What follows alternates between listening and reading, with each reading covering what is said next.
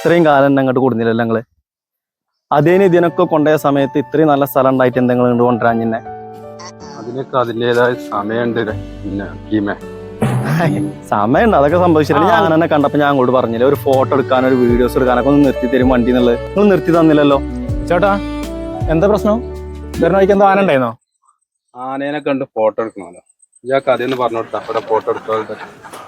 ആന ഇവിടെ പോരുമ്പോ മിക്കവാറൊക്കെ കാണാനാണ്. അത് സാധാരണഗതിയിൽ അത് ഉപദ്രവമൊന്നുമില്ല. ഇപ്പൊ ഈ ആളറിയോ? ഇല്ല. വെള്ളനും കരിക്കയും ഇവിടുത്തെ മൂപ്പനായിരുന്നു. ഈ മൂപ്പന് ഈ കാടിന്റെ ഓരോ ശ്വാസഗതി വരെ അറിയുന്ന ആളായിരുന്നു. ഫോറസ്റ്റ് ഡിപ്പാർട്ട്മെന്റ് വരെ കാട്ടിയായിട്ട് സ്വീകരിച്ചിട്ട് ഇത്ര ഇതിന്റെ സ്മെല്ല് പോലും അറിയാൻ കഴിയുന്ന മൂപ്പന് ആ ഒരു ആത്മവിശ്വാസത്തിലായിരിക്കും അന്ന് ആ വഴിക്ക് നടന്നത്. ആന തൊട്ടടുത്തുണ്ടെന്ന് അറിഞ്ഞിട്ടും ആ വഴിയിൽ നടന്നിട്ടുണ്ടാവുക. 6/1/2022 ആനയുടെ ആക്രമണത്തിൽ ചവിട്ടേറ്റിട്ടാണ് മൂപ്പൻ വരെ മരിച്ചത്. ഈ മൂപ്പനെ അറിയാം, ആനക്കറിയാം. എന്നിട്ടും ആ ആന മൂപ്പനെ ആക്രമിച്ചിട്ടുണ്ടെങ്കിൽ നമ്മളെ അപരിചിതരായ ഒരാൾ അടുത്ത് ചെല്ലുമ്പോൾ എന്നാ ചോട്ടാ, നമുക്ക് പുഴയിൽ നല്ല അടിപൊളി വെള്ളമാണല്ലോ, എമ്മാതിരി തെളിഞ്ഞ വെള്ളാരോ. അതിലിറങ്ങി കുളിക്കാൻ പറ്റുമോ? ഈ പുഴയിലെ വെള്ളത്തിനെ കുറിച്ച് എന്താ വെച്ചാല്, ഈ പാലറിയോ? ഇതുണ്ടാക്കിയത് നമ്മളൊരു ബ്രിട്ടീഷ് എഞ്ചിനീയറാണ്, ഡോസൺ സാഹിബ് പറയും. ഈ ഡോസൺ സാഹിബിന് ഈ പുഴേന്റെ എല്ലാ സംഭവങ്ങളും അറിയാമായിരുന്നു.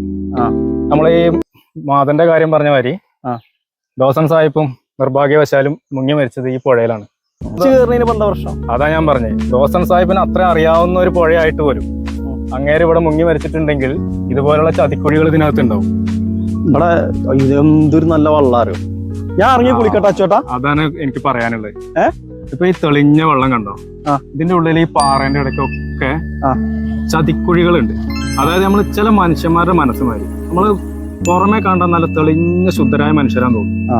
പക്ഷെ എന്താ ചോര ഉള്ളിൽ വലിയ ചതിക്കുഴി ഉണ്ടാവും. നമ്മൾ ചാടി കഴിഞ്ഞിട്ട് നമ്മൾ അറിയുള്ളൂ.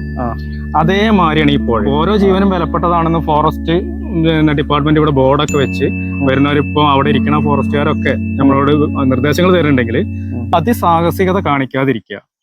ജീവൻ പോയാൽ പിന്നെ നമുക്ക് രണ്ടാമതൊരു ഓപ്ഷൻ ഇല്ല തിരിച്ചെടുക്കാൻ. പോയവരാരും ജീവൻ തിരിച്ചു കിട്ടിയിട്ടില്ല.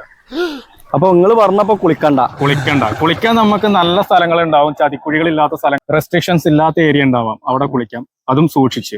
അപ്പൊ ഇപ്പൊ മുണ്ടൊന്നും വരണ്ട, മുണ്ട അവിടെ നിന്നോട്ടെ. ഓക്കെ? കാടിയെന്തൊരു രസാലെ. ഇപ്പൊ ആന പുലിയോ കടുവക്കട് വന്നാ അപ്പിനെ ഓടണം കേട്ടോ. ഞാൻ എന്റെ തടിയൊക്കെ ഞാൻ ഓടും. ഇനി ഈ ഓടണ്ട, ഇതിന്റെ അടുത്ത് മതി. എന്റെ തടി രക്ഷപ്പെടും. ഞാൻ അന്നെ അതിനെ ഇട്ട് കൊടുക്കും, അത് ഈ നോക്കിക്കോളും.